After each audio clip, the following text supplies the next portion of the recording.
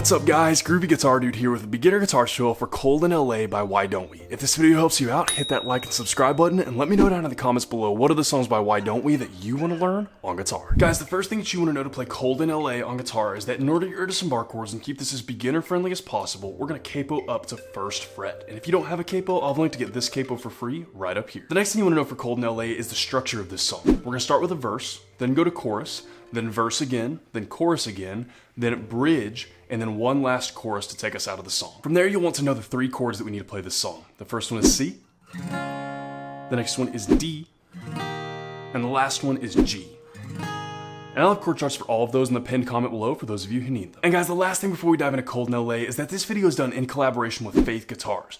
Faith Guitars is an awesome guitar company that makes incredibly high quality guitars for a very reasonable price. For a limited time, they're offering 15% off to anyone who lives in North America and uses the code GROOVY at checkout. So if you're looking for a new guitar for you or a loved one, be sure to check out Faith Guitars, link in the description below, and use that code GROOVY at checkout for 15% off your new guitar. And guys, with all that in mind, let's dive into Cold in L.A. Cold in L.A. is a great song for beginner guitarists to learn because it's just one chord progression repeated through the entire song. The only thing that's going to change a little bit is going to be our strum pattern options, what we're going to play for strum pattern in different places of the song. So first, let's take a look at that chord progression. We're going to have C, D, G, D, and C.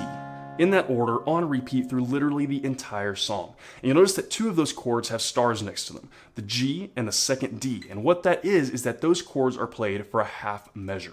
If you don't know what that means, if you don't know what playing a chord for a half measure means, it means that you're going to be playing that chord for a shorter amount of time than all of the other chords. That's kind of the practical short explanation of what that means. So what that kind of comes out to look like is about like this. We'll go C, D, and then we go G, D, C, C, D, G, D, C. About like that. That's kind of the time that we're looking for. So that's what you're looking for on the verses. Like I said, just really chill, really mellow. We're just sticking with a single down strum for each chord on those verses. So a couple of times through kind of what we're going to be playing for the verses should look about like this full speed.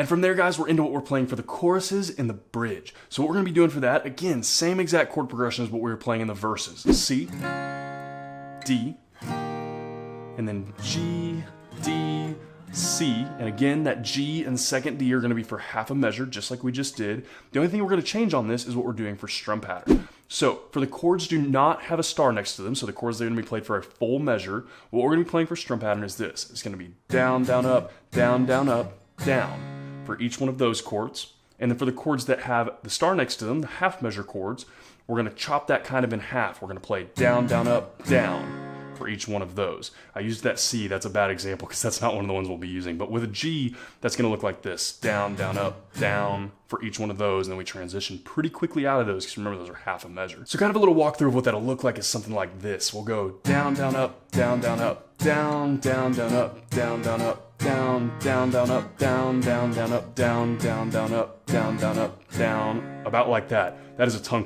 twister. That actually took me a while to get that down, just saying that all. So that's kind of what we're looking for, guys. It's a little bit of a funny strum pattern, but it is kind of a common one. And it gets a really cool vibe. It kind of, again, since we're doing the verses so low and chilled out, that adds a lot when we pick it up in the chorus, and it really just kind of brings that whole vibe of the song up.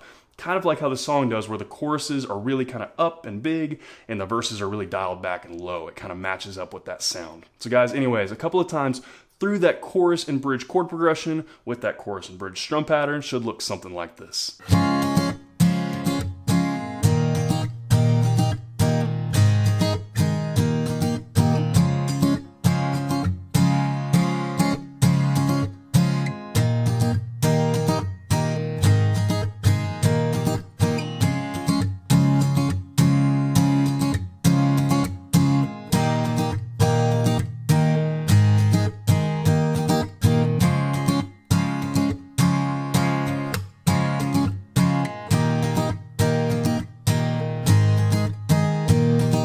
And guys, that is everything that you need to know to play Cold In L.A. on guitar. As always, if you have any questions, you can hit me up in the comments below. I'm usually pretty quick getting back to those. And again, if this video helps you out, hit that subscribe button. I have about 640 other guitar and ukulele lessons on this channel, and I usually try to post at least 3 to 5 new lessons every single week. So if you're learning guitar or ukulele, there cannot be a more perfect channel for you to check out. If you want to see what songs I'm jamming on today or pictures of my dog, you can hit up my Instagram story at @thegroovyguitardude. Link for that will be in the description below. Guys, Cold In L.A. is another one of those songs that as soon as it came out, I was already getting blown up with requests for it. This is one that I've already gotten. It's only been out for a couple of days, and I've already gotten probably at least 10 or 15 requests for it just in the last couple of days. So this is a really cool song. I really love teaching Why Don't We songs because a lot of them are beginner friendly, like this one. It's just kind of one chord progression all the way through.